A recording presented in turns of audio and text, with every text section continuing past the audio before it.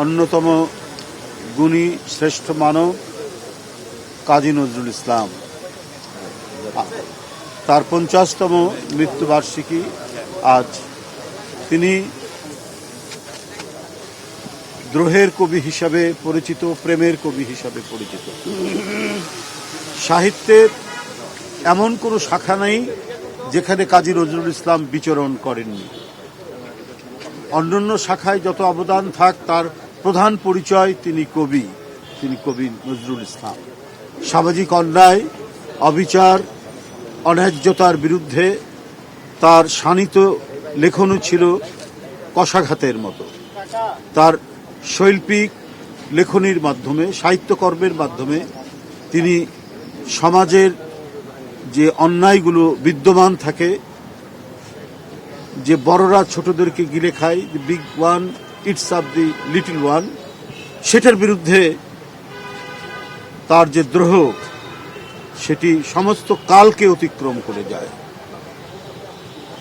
তিনি একটি যুগের অবসান ঘটিয়েছিলেন, যুগান্তরের কবি কাজী নজরুল ইসলাম। শুধু সামাজিক অন্যায় অবিচার নয়, রাষ্ট্রযন্ত্রে বসে থাকা ঔপনিবেশিক শক্তির চোখ রাঙানিকে উপেক্ষা করে তিনি এই উপমহাদেশের স্বাধীনতার প্রথম সুর ধ্বনিত হয়েছিল, নতুন বাণী, বিপ্লবের বাণী প্রচার করেছিলেন কাজী নজরুল ইসলাম। তিনি একাধারে বড় কবি বাংলা ভাষার, বাংলা সাহিত্যের, অন্যদিকে ঔপন্যাসিক, ছোট গল্পকার এবং 4000-এর মতো গান লিখেছিলেন এবং তার অধিকাংশ গানে নিজেই সুর দিয়েছেন।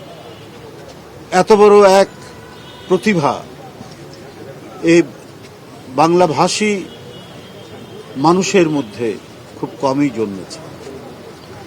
আমরা যখন আজও জুলুমের মধ্যে পড়ি, নিপীড়নের মধ্যে পড়ি, অত্যাচারের মধ্যে পড়ি, যখন দেখি চারিদিকে হতাশা ছেয়ে গেছে, ফ্যাসিবাদ ব্যাপৃত হয়েছে আমাদের দেশের আকাশে, তখন আমাদেরকে প্রতিবাদ করতে শিখিয়েছে কাজী নজরুল ইসলাম।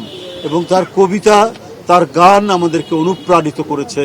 যত বড়ই শৃঙ্খল হোক, যত বড়ই চেইন হোক, যত বড়ই নিপীড়নের খড়গ হোক, সেই খড়গকে সমূলে উৎপাটিত করে সেটিকে ভেঙে রাস্তায় নামতে এবং অন্যায়কে দূরীভূত করে ন্যায় প্রতিষ্ঠিত করতে কাজী নজরুল ইসলামই হচ্ছে আমাদের প্রধান অনুপ্রেরণার উৎস, চালিকা শক্তি।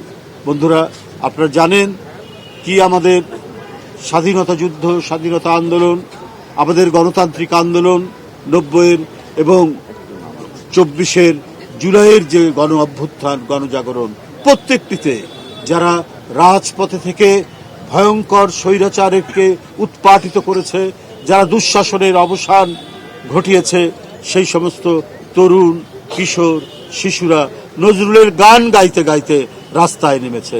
নজরুল দিয়েছে এক বড় শক্তি।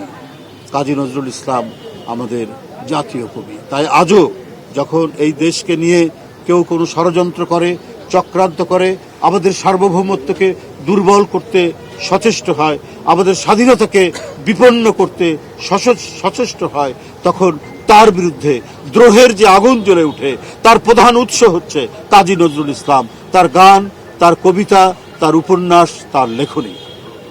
বন্ধুরা আমার, আজ 50তম মৃত্যুবার্ষিকীতে আমরা তার প্রতি জানাচ্ছি শ্রদ্ধা।